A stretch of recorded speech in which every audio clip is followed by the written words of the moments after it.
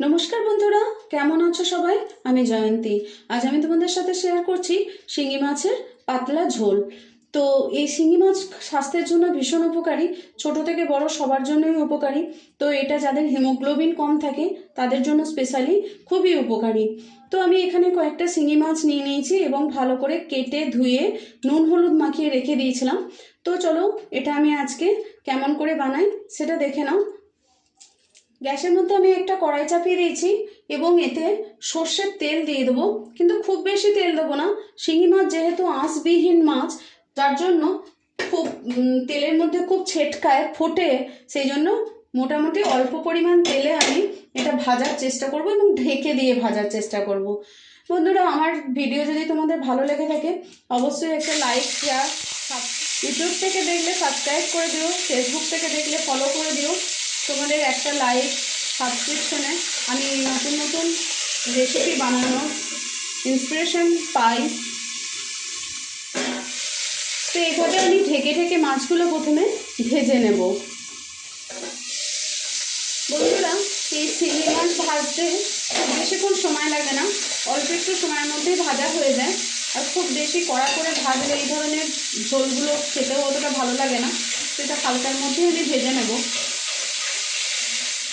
দেখো বন্ধুরা, মাছগুলো এইভাবে হালকা করে ভেজে নেব। খুব ভেজেছি, কিন্তু এটা যে কড়া হয়ে চামড়াটা মোটা হয়ে গেছে এরকম না। তো এইভাবে মাছগুলো ভেজে নেব। আর এদিকে আরেক ব্যাচ আমি মাছ ভাজতে চাপিয়ে দিয়েছি। আর এই সময় আমি এই দুটো মাঝারি সাইজের পেঁয়াজ নিয়ে নিয়েছি আর একটা টমেটো নিয়ে নিয়েছি। এটাকে আমি প্রথমে একটু গ্রেট করে নেব। এই দেখো বন্ধুরা, এইভাবে টমেটো আর পেঁয়াজটাকে আমি গ্রেট করে নিয়েছি হ্যান্ড গ্রেটারের সাহায্যে। মাছ ভেজে উঠিয়ে নিয়েছি। এরপরে আমি কড়াইয়ে এই পেঁয়াজটা ভাজবো, যার জন্য একটু তেল দিলাম।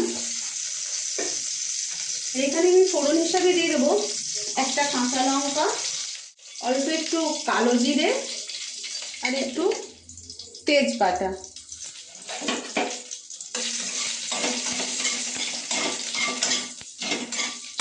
তেলটা হয়ে গেছে। এরপর আমি গ্রেট করে রাখা পেঁয়াজ আর টমেটোটা এর মধ্যে দিয়ে দেব।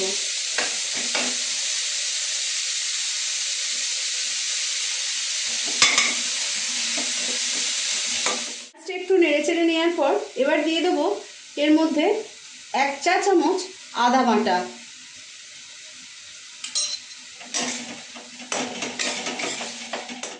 সঙ্গে দেবো পরিমাণ মতো হলুদ, 1/2 চা চামচ জিরে গুঁড়ো, 1/2 চা চামচ ধনে গুঁড়ো, 1 চা চামচ। এরপরে মশলাটাকে ভালো করে কষিয়ে নেব।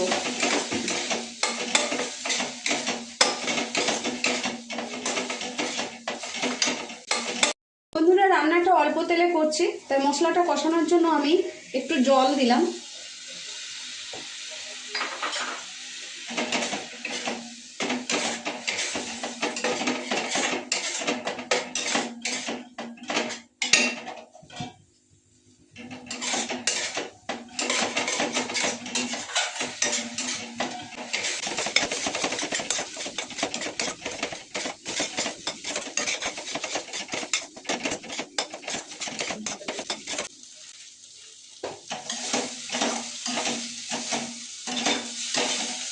বন্ধুরা, মশলা খুব ভালো করে আমার কষানো হয়ে গেছে, তেল ছাড়তে শুরু করেছে।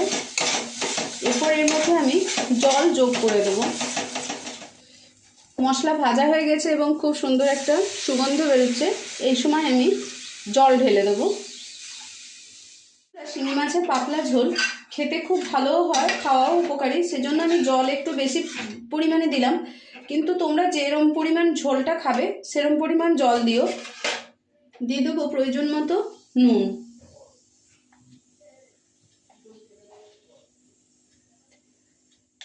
ঝোলটা ফোটার জন্য ওয়েট করব।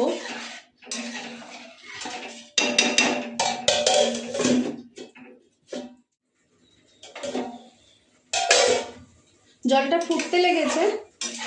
এরপরে আমি এর মধ্যে এই ভেজে রাখা মাছটা দিয়ে দেব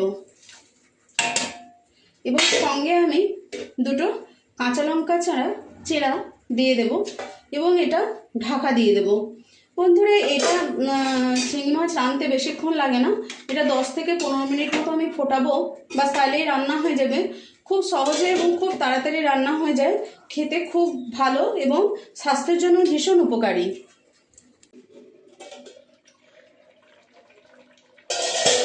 15 মিনিট হয়ে গেছে বন্ধুরা, দেখো আমার রেডিও হয়ে গেছে। চলো একটু নুন মিষ্টিটা চেক করে নিই।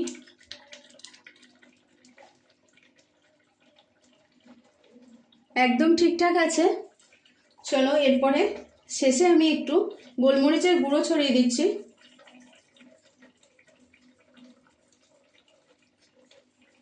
বাস গ্যাস অফ করলাম, রেডি হয়ে গেল আমাদের শিঙি মাছের ঝোল।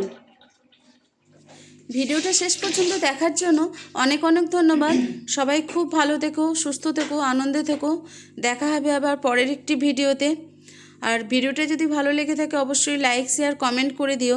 Thank you.